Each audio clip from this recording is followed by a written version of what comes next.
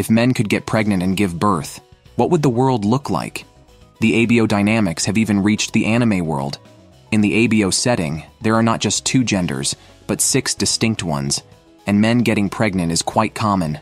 The protagonist of this story, Masaki, is a male Omega who is married to his alpha husband, Fujiyoshi, and they have a son named Hikari. To provide a better environment for their child, they moved to the suburbs. Fujiyoshi works in an office, while Masaki is a stay-at-home dad. Their son is now 2 years old, and the couple is loving while the child is adorable. However, the only downside is the societal discrimination against Omegas, with a prevailing belief that alphas should be with alphas. Isn't that the opposite of what it should be? Why should a pairing of alpha and omega face discrimination? The reason Masaki and his family moved was due to the discrimination against omegas in their previous place of residence.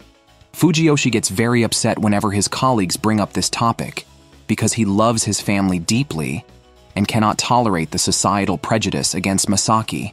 One day, Masaki went to pick up Fujiyoshi from work with their son. As a manager, Fujiyoshi has many subordinates who adore the well-behaved Hikari. One of them was surprised to discover Masaki is an omega and was shocked that Fujiyoshi wasn't married to another alpha. Another colleague quickly covered his mouth, fearing he might say something foolish and anger Fujiyoshi. When the couple returned home with their child and put Hikari to sleep, Fujiyoshi insisted on being affectionate with Masaki. They shared a skilled kiss, showing their deep familiarity as a married couple. Fujiyoshi felt a bit jealous when he recalled the incident with his colleague, especially since omegas have unique pheromones that he didn't want others to detect from his spouse. After Hikari woke up and tried to cuddle Masaki, Fujiyoshi quickly scooped him up, asking him not to disturb Masaki's rest. The family of 3 then decorated the Christmas tree. It was Hikari's first time seeing a Christmas tree, and he really liked it. Fujiyoshi told him that his name meant shining star on the Christmas tree. The clever boy remembered the star and added that the bells beneath were Masaki and Fujiyoshi, and the star would shine on them. Whenever they went out, Hikari would point at the stars, smiling and saying his name. The child was so adorable that the neighbors also liked him a lot. At night, the couple would talk about this, and couldn't help but remark on how cute their child was. 2 days later, Masaki received a call from Fujiyoshi, who was going to the mall to buy groceries, and asked if Masaki needed anything. While Masaki was responding, Hikari noticed it was getting dark outside, and decided to turn on the Christmas tree lights. However, he found that the lights were not working. In trying to fix them, the star at the top of the tree fell and broke. Hikari immediately started crying, apologizing to Masaki for accidentally breaking the star and expressing his worry that the broken star couldn't shine on his dad's. Masaki was deeply moved by this. With swollen eyes from crying, Hikari was surprised when Fujiyoshi returned with a new star. Hikari immediately smiled. Charmed, Fujiyoshi hugged his spouse and child tightly. The neighbors, the Hirai family, who passed by and heard the laughter from Masaki's home, always worried that children might be noisy. However, the mother told her son to look after the neighbors more. During the weekend, the couple took Hikari to the park to play hide and seek. There, they encountered Yuki, the son of the Hirai family. Yuki seemed a bit scared of them, but his mother noticed Hikari was bored because his father was at the office. So, she brought Yuki to play with Hikari. Hikari really liked his new friend Yuki, despite their age difference. Hikari kept clinging to Yuki, and even wanted to be carried by him. Yuki was worried about dropping the child, but he took Hikari in his arms and stubbornly claimed he wasn't likable. Yuki, who claimed he doesn't play with kids, actually took great care of Hikari. He joined him in drawing and playing, proving to be tough-talking but soft-hearted. Masaki was a bit worried that Yuki's social life might be influenced by Hikari. Yuki mentioned he didn't have friends at university and wondered if Hikari really enjoyed playing with someone like him. Hikari cheerfully said he was very happy with Yuki. Masaki found Yuki's remarks strange. That evening, while bathing Hikari, Fujiyoshi heard how much Hikari liked Yuki next door. Masaki hoped Yuki could feel Hikari's affection, noting that Yuki seemed to lack confidence.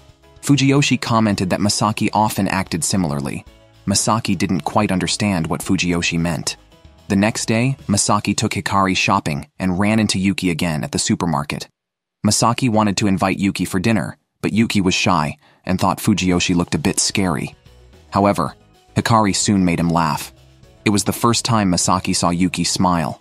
Passing neighbors noticed them and suggested Yuki should make more friends his age.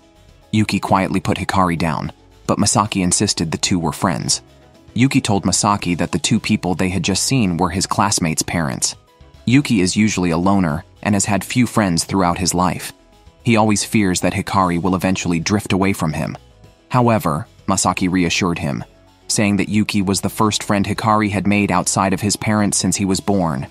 As time passed, Yuki and Hikari's relationship grew stronger. Fujiyoshi felt a bit jealous of his son's closeness with someone else but didn't say much. Masaki, however, knew that Fujiyoshi probably saw a resemblance between Yuki and Masaki's past self.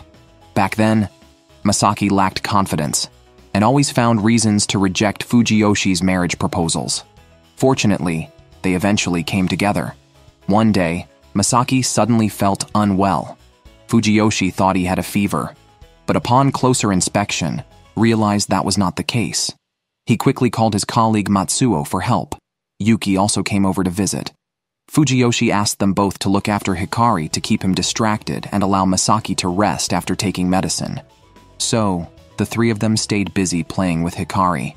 Matsuo asked Fujiyoshi if he shouldn't check on Masaki. Fujiyoshi explained that Masaki was dealing with a cold and his mating season at the same time, which made the suppressive medication less effective.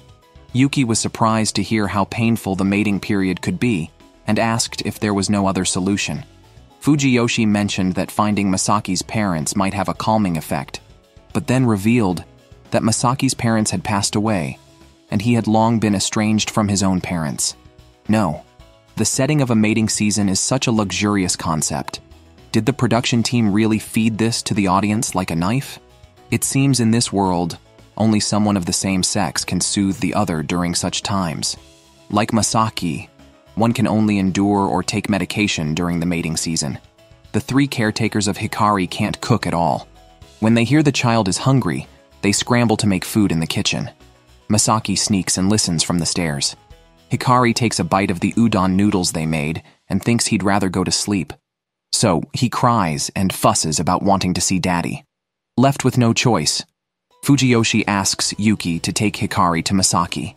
Yuki notices Masaki looks particularly ill. He hears that the medication isn't working, so a suppressant was used instead, but it causes headaches. Seeing Masaki in pain, Hikari cries heartbreakingly. Fujiyoshi deeply understands his son's distress, as it's hard to see a loved one suffer. They all have reasons why they can't be close to Masaki. So Hikari obediently stops crying. When he wakes up the next day and finds Masaki has recovered, he resists the urge to rush to him. Hearing that Masaki is no longer in pain, Hikari cries and rushes into his arms.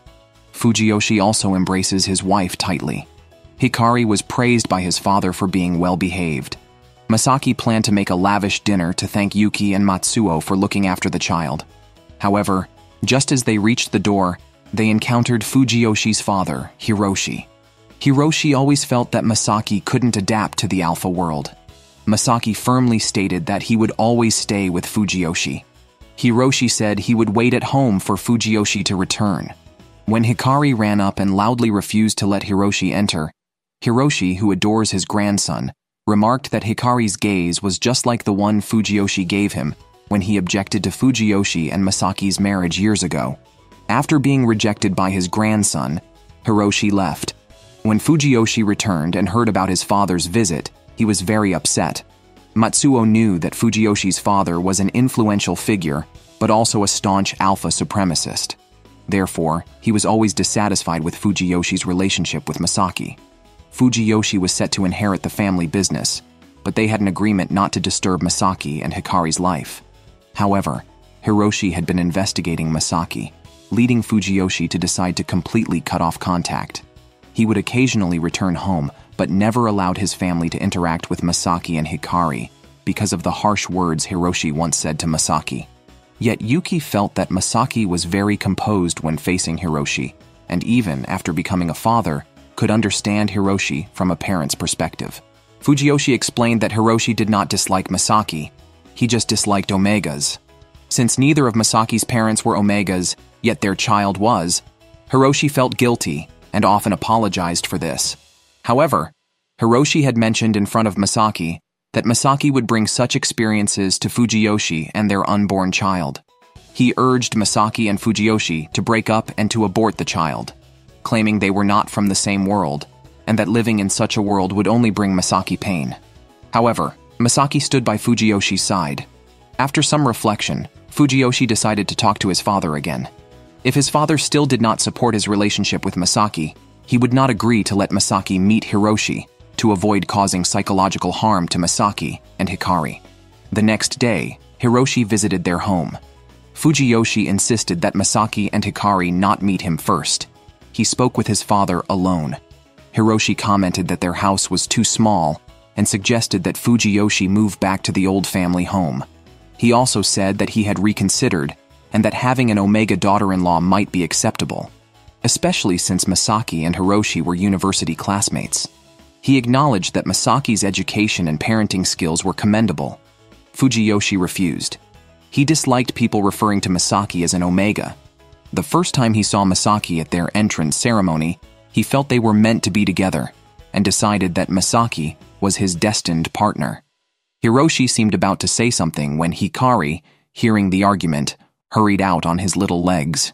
Meanwhile, Matsuo told Yuki that he and Fujiyoshi were neighbors and good friends. As a child, Fujiyoshi lived like a machine. Then, on the day he started university, he suddenly told Matsuo that he had found his soulmate and introduced Masaki to him. At that time, Masaki felt inferior because of his Omega status and thought they would only be lovers. However, after dating for several years, Masaki had not expected to continue the Omega lineage. But after being with Fujiyoshi, he discovered he was pregnant with their child and couldn't bear to part with it. Hikari told Hiroshi not to bully his two fathers. Only when Hikari appeared did Hiroshi realize that he must apologize before making amends. Hearing Hiroshi's sincere apology, Hikari immediately forgave him and even patted the old man's head. Hiroshi is not a bad person. His way of speaking is just rather abstract. Masaki told Hiroshi that he cannot change his gender, but meeting Fujiyoshi was the greatest fortune of his life. Hiroshi told Masaki to lift his head, saying he looked more confident with short hair. Although he did not understand the bond between Fujiyoshi and Masaki, he was happy that their relationship was deep and joyful. Fujiyoshi, feeling jealous, rushed out. Masaki, holding Hikari, asked him to say goodbye to his grandfather. Hearing his grandson obediently call him Grandpa, the old man was moved to tears. Soon, it was Hikari's birthday. Neighbors brought gifts, and the grandfather sent 5 large boxes of presents. The family blew out the candles together. Then, turning around, Hikari suddenly hugged Masaki's waist and shouted, "Baby!" jokingly suggesting another pregnancy in response to national encouragement. Hiroshi also visited with his wife to see his daughter-in-law and grandson. Seeing Masaki expecting their second child, the family decided to go shopping, mainly to pick new clothes for Hikari. Yuki, Hikari's good friend, also came along. Hearing that Masaki was expecting a girl, Yuki felt envious of families with siblings, as she, Masaki, and Fujiyoshi were all only children. In contrast, the least organized, Matsuo, had 2 younger brothers and was better at taking care of children. Although they knew their second child was a girl, Masaki was more concerned about her secondary gender, given the discrimination against Omegas in society. At the mall, a friend of Fujiyoshi's father praised Hikari for being an alpha, suggesting he would inherit the family business. This upset Fujiyoshi. Hikari, struggling to speak clearly, insisted he was not an alpha, just Hikari. Yuki thought the man was very rude. Society still harbored such people. As a child, Masaki, being an Omega, was often pitied by others, and even received apologies for his status. Rude people were everywhere, which worried Masaki. If his daughter turned out to be an Omega, he hoped she would not endure the same hardships. Recently, Hikari enjoyed playing the role of an older brother. Meanwhile, Masaki began to worry irrationally, thinking it might be better not to have the child if she was an Omega. But upon calming down, Masaki felt terrible for thinking this way, knowing he should be the last person to deny a child based on their secondary gender. When Fujiyoshi got home, he saw his wife looking distressed. He immediately rushed to hug and kiss her, comforting her. He reminded Masaki that when Hikari first arrived, they were determined to protect him. Their intentions hadn't changed, and now, with Hikari as a big brother, their child would surely be very happy. This reassurance cleared the gloom in Masaki's heart. 6 months later, their daughter was born. Hiroshi immediately called to ask about his granddaughter and didn't mention her secondary gender. They had already chosen a name for her. Hikari had always said she was like a little son before she was born, so they named her Koji. The siblings got along very well, and the daughter was especially adorable. The birth of the 2 grandsons meant they had to visit their grandparents at the old house. However, Hiroshi's flight was delayed due to weather, preventing him from returning immediately to see his grandchildren. Meanwhile, Fujiyoshi and Hikari started playing hide-and-seek. Seeing Hikari cover his head with a pillow in a playful yet adorable manner, the adults couldn't resist taking many photos. The group entertained the children, but Matsuo was not good at hiding. Given the large size of the old house, just staying in the living room and kitchen seemed inappropriate, so I decided to open other areas. Matsuo led the children in the game of tag, while Masaki and Fujiyoshi hid in Fujiyoshi's old room. To keep the children from finding them too quickly, Fujiyoshi hid Masaki behind the curtains. He was concerned that Masaki might have a bad impression of the old house, as Hiroshi had discussed serious matters with Masaki there. However, Masaki did not mind.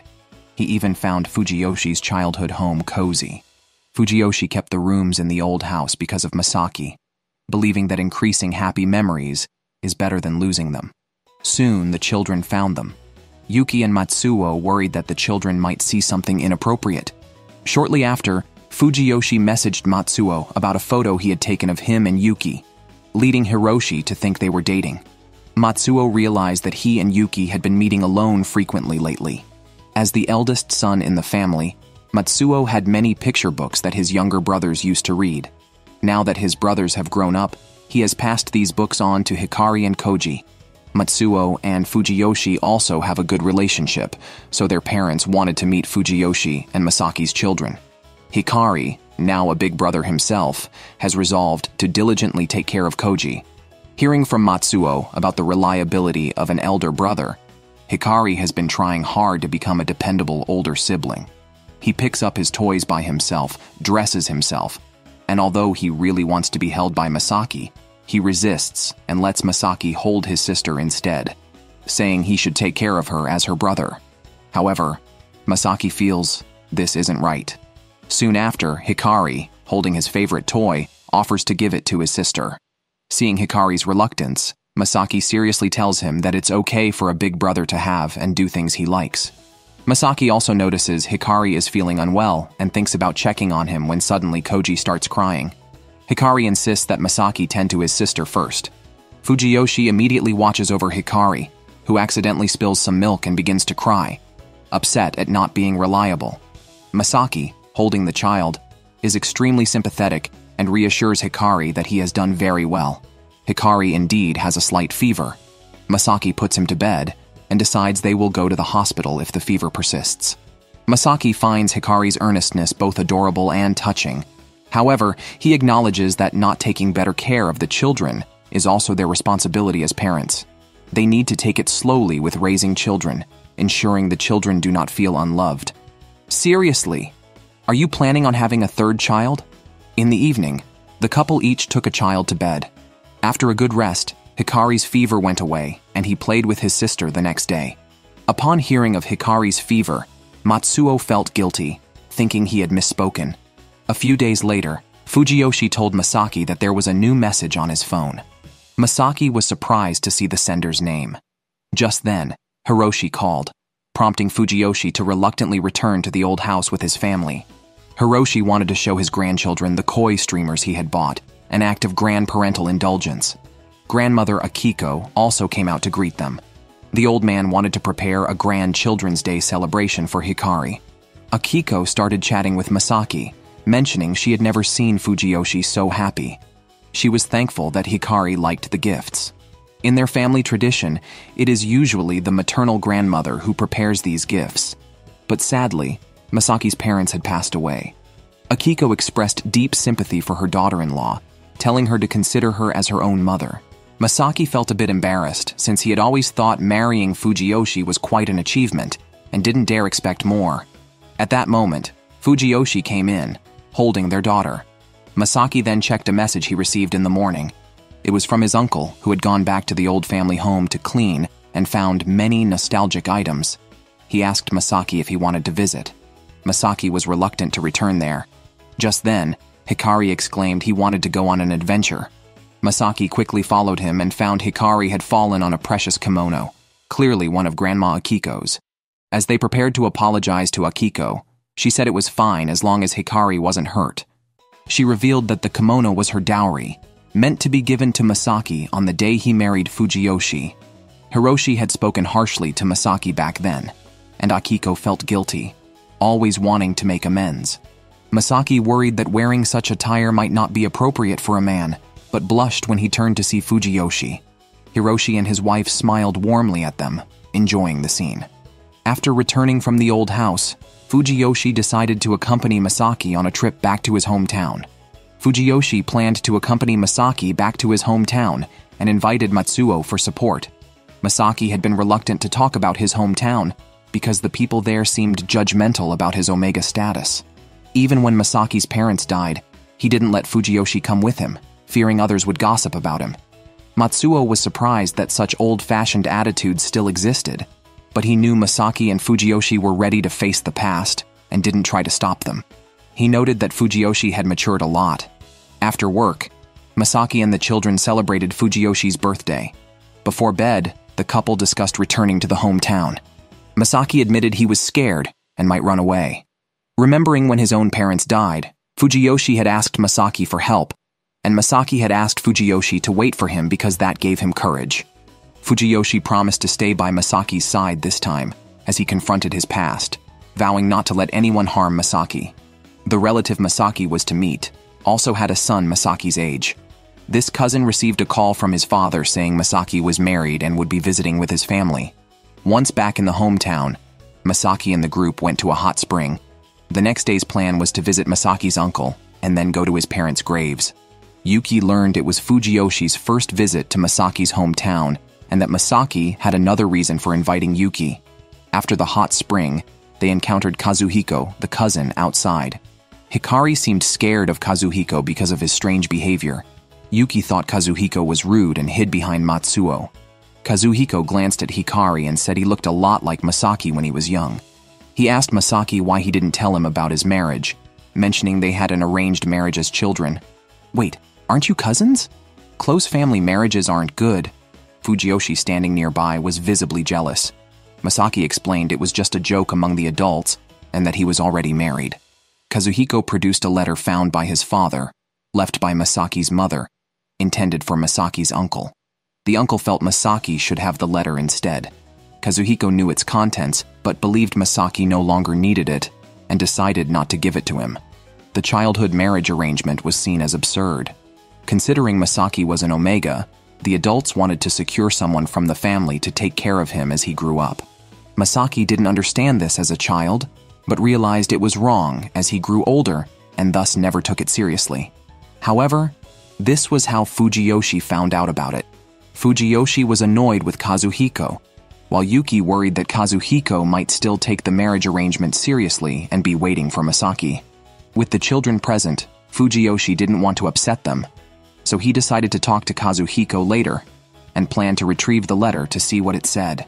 Masaki invited Yuki back to his hometown because both his parents are betas. He originally left to free his parents from feeling guilty about his situation and to escape the scrutiny of others. After having children, Masaki realized that gender isn't important. What matters is mutual care and love. He invited Yuki to show his parents he was doing well and they no longer needed to worry. Later, the couple met with Kazuhiko, who brought up Masaki and Fujiyoshi's partnership. He recalled advising Masaki to make more friends, but at that time, Masaki had shut himself off and eventually left the hometown. Despite invitations, he never returned. Masaki was silent, having once considered cutting off all ties. Kazuhiko noted Masaki's silent departure and his return years later with children, questioning what Masaki's parents must think, as they always wanted his happiness.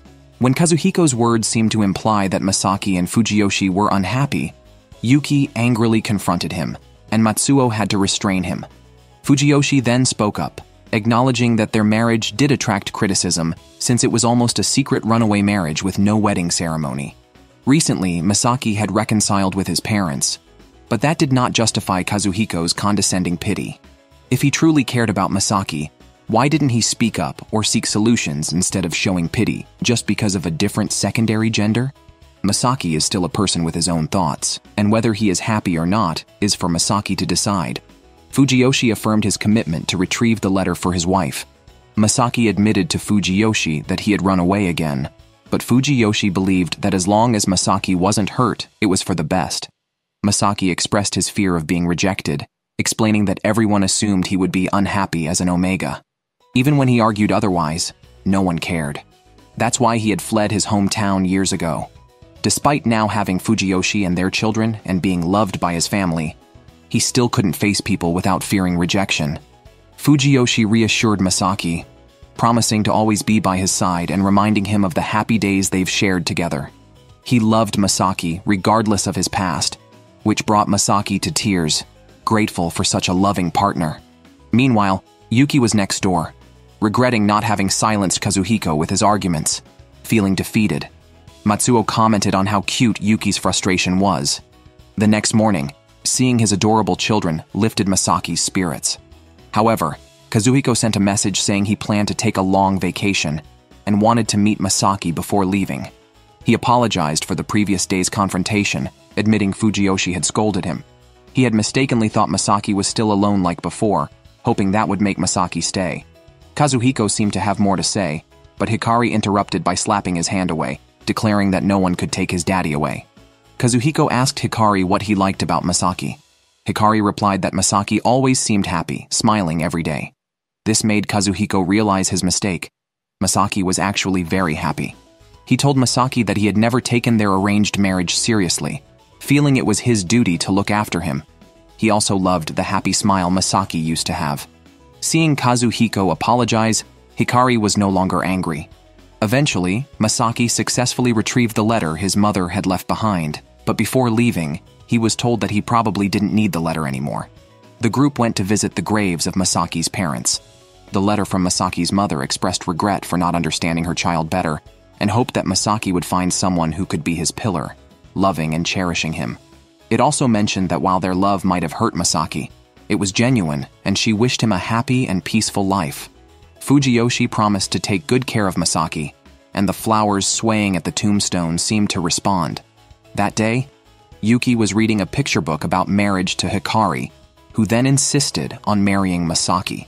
Fujiyoshi immediately intervened, declaring that Masaki was his spouse.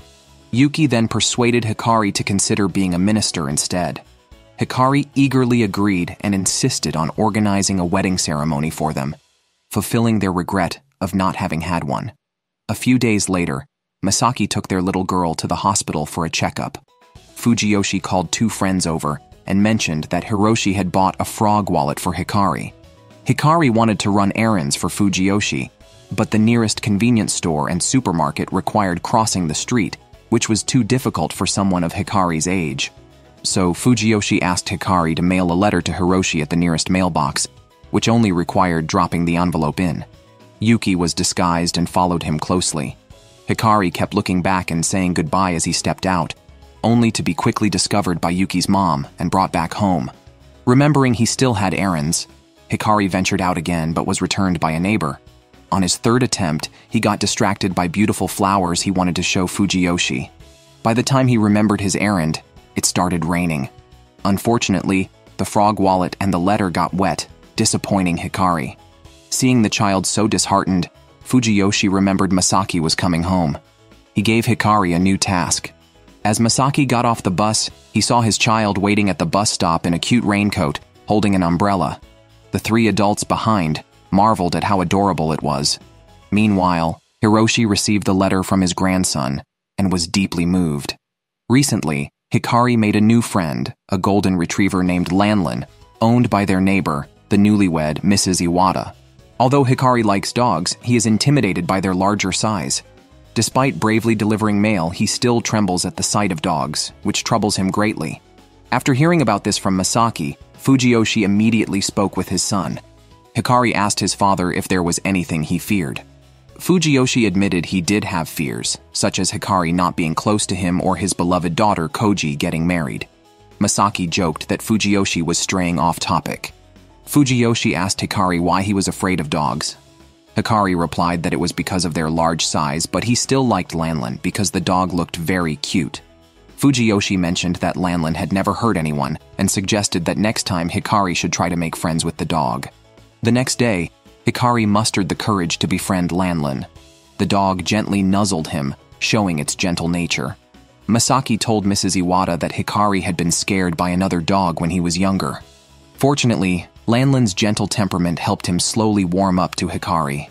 Mrs. Iwata remarked on how well-behaved the child was and invited them to come over again. Fujiyoshi was heartened by a photo of his son cuddling with the dog. Meanwhile, Masaki received a text from his uncle. When Kazuhiko returned home, he was startled to see Fujiyoshi standing there, especially since they had argued before. The uncle wanted to check on how Masaki was doing since they hadn't met recently. Kazuhiko felt that although Fujiyoshi was always smiling, he did not seem like a good person.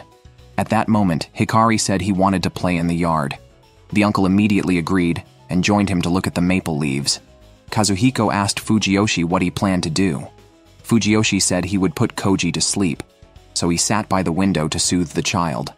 The uncle, worried Fujiyoshi might get bored, asked Kazuhiko to bring over an album from Masaki's childhood. Their daughter looked a lot like Masaki did as a child, which even Kazuhiko noticed. In the past, while the adults drank in the yard, young Masaki would sit in his room reading. Back then, Kazuhiko thought his cousin was fragile and needed protection. Fujiyoshi unusually did not get angry. Kazuhiko asked why he brought Masaki back, since this place, where Masaki grew up, might also have caused him a lot of pain. They didn't need to force themselves to visit relatives. Fujiyoshi said Masaki did not want to dwell on the past because they cared more about the people around them now.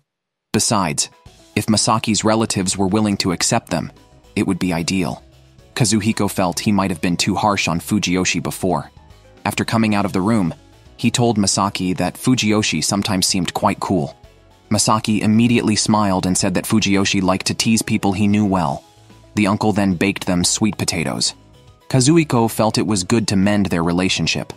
On the other hand, Yuki was still worried about Masaki and Fujiyoshi returning to their hometown. However, she thought that with Hikari there shouldn't be any problems. She also felt that marriage was too complicated. It was supposed to be about two people being together, but it involved families and relatives on both sides. Matsuo told Yuki she was young and didn't need to worry about those things. Yuki, curious about Matsuo's family, learned that his brother was a twin and both had cheerful personalities like their parents. This made Matsuo naturally more prone to worrying. Yuki wondered if she could get along with Matsuo's family, considering her somewhat solitary nature. Matsuo immediately assured her they would get along well. However, he felt the conversation was becoming a bit ambiguous, especially when Yuki mentioned introducing him to her father, because her mother seemed to really like Matsuo. Yuki thought it was normal for close friends to meet each other's families, but Matsuo misunderstood her intentions. Masaki's trip back home was spent at their old family house. Fujiyoshi thought this was great, as it allowed him to spend more time close to Masaki. The couple enjoyed their sticky sweet time together before returning to the city. Fujiyoshi went to work, while Masaki took Hikari to the park, where they ran into a pier with a cowlick. Seeing the cowlick on the child's head, Hikari thought of his favorite tomatoes and accidentally scared the child when he spoke up. So, Hikari decided to apologize and soon found the child and his parent around the corner. The parent, named Mochizuki, introduced the child as Michiru. Relieved to see a peer approaching Michiru, Mochizuki asked Hikari to play with him. Masaki and Mochizuki chatted for a while and learned that the family had recently moved here. Mochizuki was concerned about his child making friends and immediately recognized Masaki as an Omega because Mochizuki's family, including Michiru and his deceased partner, were also Omegas. He mentioned that Masaki's demeanor reminded him of his late partner, who had passed away last month. He had moved to the area believing it was good for children's upbringing. Mochizuki called himself a useless dad, realizing after his partner's death that he was good at nothing but work. Seeing Masaki managing two children, he felt it was tough for him as well. It was Masaki's first encounter with another single dad. The children got along well and played for several days. Mochizuki wanted to continue spending time with his child, but his company had only granted him a brief leave, and he was about to start a major project. He could not let his child just stay at home, so he considered foster care, though he deeply wished to be with Michiru. Mochizuki had been crying daily since his wife's death, with Michiru comforting him. Perhaps moved by this conversation, Masaki decided to have Michiru stay at their home during the day and shared this with Fujiyoshi. Fujiyoshi felt things were not so simple, and sure enough, Masaki admitted that it was his first time encountering another child of Omega gender. Moreover, Michiru got along well with Hikari. Mochizuki trusted Masaki because he reminded him of his deceased wife. Upon hearing this, Fujiyoshi sighed with jealousy. However, after hearing Masaki's confession, Fujiyoshi could not bring himself to blame his spouse and agreed to let Michiru come over to play. He also mentioned wanting to talk to Mochizuki first. Masaki noted that Michiru reminded him a bit of Yuki and wondered if Hikari liked this type of child. Fujiyoshi had planned to talk to Mochizuki that day, but he was unexpectedly called away by Hiroshi. Mochizuki dropped Michiru off at Masaki's home, tearfully said goodbye to his son, and went to work. Michiru also seemed reluctant, but having Hikari to play with all day made it better. However, after Hikari fell asleep, Michiru was awakened by Koji's crying and frantically searched for his father. Unable to find Mochizuki, he burst into tears. Masaki saw in Michiru the same traits he had seen in Hikari before, a child trying hard not to worry his father. Masaki comforted Michiru, and when Hikari woke up and Michiru saw him, he stopped crying and followed Hikari out. In the afternoon, a disheveled Mochizuki came to pick up Michiru. Learning that Michiru had woken up from his nap and cried while searching for him, Mochizuki felt he might be suppressing his emotions, but was very grateful to Masaki for taking care of Michiru. He said he would formally visit them once Fujiyoshi returned. A few days later on Halloween, Yuki also met Michiru while he was playing with the two children. During their visit, Matsuo's twin brother, dressed as a pumpkin monster, came by. These two brothers are quite the troublemakers, always trying to undermine Fujiyoshi. The brothers, Yuto and Shuto, are both alphas and had met Masaki long before Hikari was born. Hikari is somewhat afraid of them because they recently scared him, and they were also scolded by Fujiyoshi, so he has been avoiding them. At this point, Michiru stepped up behind the two, mentioning that Hikari has always been protecting him, and now he wanted to protect Hikari from them. Initially, the brothers thought Michiru might be a secret child of their brother Matsuo and Yuki, but then they reconsidered, realizing Matsuo prefers older partners, so they tried to persuade Michiru to help them befriend Hikari. At that time, Masaki told Hikari that the brothers had met him before he was born and had even sent their blessings. Just as Masaki had calmed Hikari down, the mischievous brothers tricked Michiru into wearing dog ears, suggesting they pretend to be dogs to get along with Hikari. However, knowing that Hikari prefers superheroes, they planned to later put on masks and pretend to kidnap Michiru, expecting one of them to rescue him and gain Hikari's admiration. Unfortunately, the foolish brothers forgot to wear their masks, and their plan quickly fell apart. However, after being scolded by Michiru, they actually listened and apologized sincerely. This made the brothers even more convinced that Michiru was indeed their brother's secret child. Why else would they not dare to talk back to Michiru? Now, Masaki and Fujiyoshi are left with a headache. How are they going to explain this to Mochizuki? The brothers again intercepted Ashuo because Matsuo had been mentioning Yuki at home recently. Their parents, thinking Matsuo was of marriageable age, were very fond of the idea of him and Yuki together. When the brothers probed, they discovered Yuki was quite naive. Their mentions made Yuki lose confidence, leading him to question his relationship with Matsuo, though he didn't feel it was romantic. Just then, Matsuo arrived, and Yuki immediately hid behind him, clinging to his arm. The brothers realized then that he might be their future sister-in-law. Yuki also learned that Matsuo wasn't seeing anyone else, otherwise he wouldn't always be available to hang out. Yuki felt like he might be holding Matsuo back, but the thought of Matsuo with someone else made him feel uneasy. At that moment, Hikari ran over with some candy, giving one to Yuki to give to someone he liked. Yuki handed it to Matsuo, surprising everyone. Then, Yuki saw Fujiyoshi giving his candy to Masaki and felt awkward, realizing it was that kind of liking. The brothers looked at Yuki with a smile and greeted the children before leaving, mentioning they wanted to meet Michiru's father next time. They told Yuki to get along well in the future. Matsuo took his brothers away, asking Fujiyoshi to come along, and scolded them in the car, telling them not to tease Yuki, as he was much younger and would find a better match in the future. At that moment, Fujiyoshi spoke with a smile, saying that Matsuo had dated before but never seemed too invested, which had them worrying about his lack of emotional involvement. However, they noticed that he was exceptionally caring towards Yuki, the first person to ever truly shake Matsuo. Fujiyoshi found it quite incredible.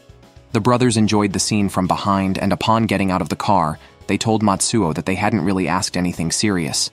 They were just curious why Yuki and their brother were so close. Yuki had said he didn't like getting too close to people, yet he immediately clung to Matsuo's hand.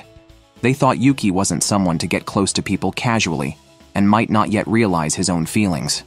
Meanwhile, Mochizuki came to pick up Michiru and met Yuki, who was surprised to find Mochizuki was a long-haired handsome man, different from what he had imagined. Yuki remembered giving the candy to Matsuo and felt awkward. Masaki told him that having someone you instinctively want to give candy to was actually quite blissful. Yuki mentioned he had intended to keep his distance from Matsuo as he might find someone else in the future, and it wouldn't be appropriate to cling to him. But to Masaki, it wasn't just Yuki clinging. Matsuo's reaction to receiving the candy was also notably rare.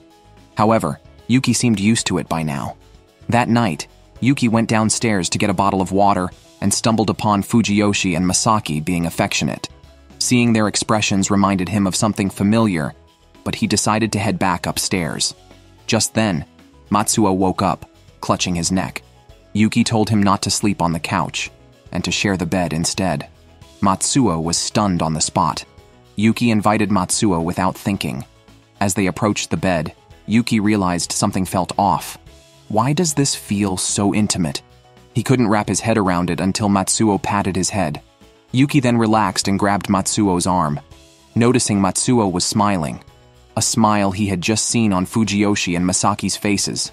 Yuki held Matsuo's face and asked him under what circumstances he would show such a smile. Matsuo straightforwardly replied, "Because I think you're cute and it makes me shy." He then asked Yuki, "Would you touch someone else the way you touch me?" In that moment, Yuki realized his own feelings and, embarrassed, fell into a deep sleep. The next morning, Hikari wanted to share an apple with Yuki, his favorite. Yuki immediately thought of the candy he gave to Matsuo and blushed. Masaki and Fujiyoshi exchanged looks, noting, "These two definitely have something going on." Fujiyoshi and Matsuo went to work and noticed the well-maintained flower beds downstairs, likely done by a landscape architect from their industry. They coincidentally met Michiru's father, Mochizuki. Mochizuki, thinking alphas and his kind wouldn't mix, didn't think much upon seeing Fujiyoshi's surname matched Masaki's husband's. Plus, with his heat approaching, he was more concerned about avoiding alphas. On Saturday, Mochizuki visited Masaki as planned, remarking how happy Michiru had been lately. He mentioned that Michiru had met a pair of twin brothers and wanted them to be his dogs, which Mochizuki initially thought was just child's talk. He explained that being an Omega, it's essential to have trustworthy people around. It was then that Yuki found out Mochizuki was also an Omega, which made him realize that same-sex marriage seemed normal. Mochizuki shared that both he and his wife are Omegas, aware of the hardships their secondary gender could bring, hence their desire to keep their children safe from danger. As Mochizuki was about to play with the children, Masaki noticed his ears were a bit red, seemingly from a fever. Suddenly, Mochizuki remembered he was nearing his heat and was about to inform Masaki when he saw bite marks on Masaki's neck, a sign of being marked by an alpha. Before Mochizuki could ask about it, Fujiyoshi arrived home, causing Mochizuki to feel uneasy. The presence of an alpha could influence Omegas with pheromones, potentially triggering a heat, especially with unfamiliar alphas. This susceptibility is a significant reason for discrimination against Omegas. They can be attacked by alphas but blamed for using their pheromones to lure others. Seeing Fujiyoshi, Mochizuki's expression changed. He quickly held his son close, preparing to leave with the children. As Hikari greeted Michiru, Mochizuki held Michiru's hand tightly. Understanding the situation, Fujiyoshi politely greeted them, and then left the room. Mochizuki complimented Masaki. noting her husband's thoughtfulness in such a tense situation, contrasted with his own visibly nervous demeanor as an Omega. Mochizuki didn't expect Masaki's husband to be an alpha and worried that Michiru's recent friends were all alphas. He commented that Masaki's past environment must have been very safe and happy. Otherwise, they wouldn't place two Omegas without alpha partners in an area with many alphas. Masaki said he trusted that his family would not attack anyone, but Mochizuki knew the influence of pheromones could be terrifying. Even though it was their first meeting, the pheromones had already affected both him and Fujiyoshi. Noticing his father's tension, Michiru quickly patted his head to comfort him. Mochizuki apologized to Masaki for being too impulsive in his speech, stating he meant no ill will towards other genders but needed to protect his children, so he planned to cut off further contact. Masaki understood Mochizuki's concerns and acknowledged that he just wanted Michiru to live more freely as a fellow Omega. However, he was unsure how to explain this to Mochizuki. Masaki found Fujiyoshi in the bathroom discussing the terrifying influence of pheromones. Fujiyoshi mentioned that the amount of pheromones was subtle and expressed his disgust with the alpha physique, struggling to control his instincts. He reassured that his heart belonged only to Masaki. Hikari then asked if they could still play with Michiru next time. Being a child, he believed friends should stay together. Masaki agreed, promising to take him to see Michiru next time. He said that, but he wasn't confident he could meet Mochizuki. Fujiyoshi offered reassurance, noting that some things can't be forced, but communication is necessary to understand each other. People only have differing perspectives, not inherent hostility. Fujiyoshi supported Masaki's efforts to communicate, but he would stand up to anyone intending to harm Masaki. Having someone who fully supported him made Masaki feel very fortunate in life. Thus, he gathered the courage to message Mochizuki, proposing a meeting in the park. Hikari even made a star origami for Michiru. The next morning, Masaki encountered Yuki being taken to the mall by his mother. He learned Yuki was meeting Matsuo, so his mother was bringing a gift for Matsuo. Matsuo had discussed Mochizuki's situation. Unmarked Omega pheromones could leak out, and Mochizuki didn't want to be passive, hence his refusal to interact with alphas. Masaki, often shunned for being an Omega, faced rejection for the first time due to a family member's gender. He felt guilty for hurting his friend and Fujiyoshi, but Fujiyoshi didn't mind and emphasized that Masaki's wishes were paramount. So, Masaki decided to face Mochizuki. Yuki felt much relieved after hearing Masaki's decision. On their way to the mall, Yuki and his mother unexpectedly ran into Mochizuki shopping with his son. Hearing Yuki's voice, Mochizuki thought of running away, but stopped when Yuki quickly stated he was a beta, unaffected by pheromones. Yuki's mother recognized Michiru and mentioned Hikari had prepared a gift for him, which Michiru looked forward to. Yuki spoke privately with Mochizuki, explaining that Masaki had been marked by Fujiyoshi within the last 3 years. The two had been together for about 10 years, but it was only the year before last that Fujiyoshi fully marked him. Matsuo had mentioned this to Yuki. Since meeting Fujiyoshi, Masaki had felt insecure and had previously mentioned being marked, but Fujiyoshi had disagreed, not wanting to bind Masaki in that state. Being marked could bind an Omega for life.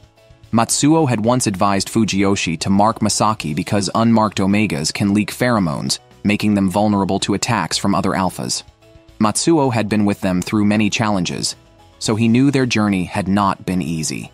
Yuki wanted to convey to Mochizuki that Masaki's friendship was not about understanding, but about mutual respect, where everyone, alpha or omega, is just a regular person. After the conversation, Yuki prepared to meet Matsuo as they had planned to meet at noon. Mochizuki's perspective changed because of Yuki's words. Meanwhile, Masaki was waiting in the park, feeling that Mochizuki would come. Indeed, Mochizuki arrived at the park with Michiru and first apologized to Masaki for his previous harsh words. Mochizuki explained that he had an excess of pheromones and needed complex medication, which could be impacted by his physical condition, often leading to troublesome situations. He feared that Michiru might have the same condition, which would mean he would be the only one who could protect his child. Masaki supported Mochizuki, telling him that they were of the same gender and he wanted to help. Fujiyoshi had mentioned that there were many alphas, and Mochizuki couldn't avoid them all. At that moment, Hikari rushed over to greet Michiru and was upset when Mochizuki wouldn't let Michiru play with him. The child, teary-eyed, pulled out a star-shaped gift he had prepared, saying he had one for Mochizuki too, and pleaded to play together. Seeing this, Michiru tugged at his father's clothes. Mochizuki then let his child go to play with Hikari. Mochizuki sighed, acknowledging that it is hard for Omega couples to have children, and that Michiru was a child they had long hoped for, which is why he cherished him so much. Masaki understood Mochizuki's protective feelings, as he himself was once an Omega, and wanted the children to avoid the pains he experienced in his youth. He believed that secondary gender should not be a cause for division, and that children should decide their futures. This helped Mochizuki to overcome his concerns. A month later, Mochizuki's family was invited to a Christmas party hosted by Fujiyoshi. With many friends and family, the party was lavish. Mochizuki, feeling that most attendees were probably alphas, was not good at social etiquette, but Fujiyoshi and others didn't mind. Due to his excellent gardening skills, Mochizuki was also hired as a contractor by Fujiyoshi's company. The Christmas tree featured Hikari's star, and Mochizuki commented that Michiru was like the moon hanging below it, saying that the stars and moon are good friends that light up the night sky. At that moment, the grandparents and the blonde twins arrived. They immediately greeted Michiru and expressed a desire to meet his father. Mochizuki, who was right behind them, turned around, causing the twins to think, "Oh no, Mochizuki's looks and stature, are they our type?" They then asked Michiru if he wanted a new dad, reminiscent of the bold style of the Chow family. Everyone then enjoyed a Merry Christmas together. However, it felt like changing the male lead to a female Omega wouldn't be out of place. Despite the ABO dynamics, why does it still revolve around family matters?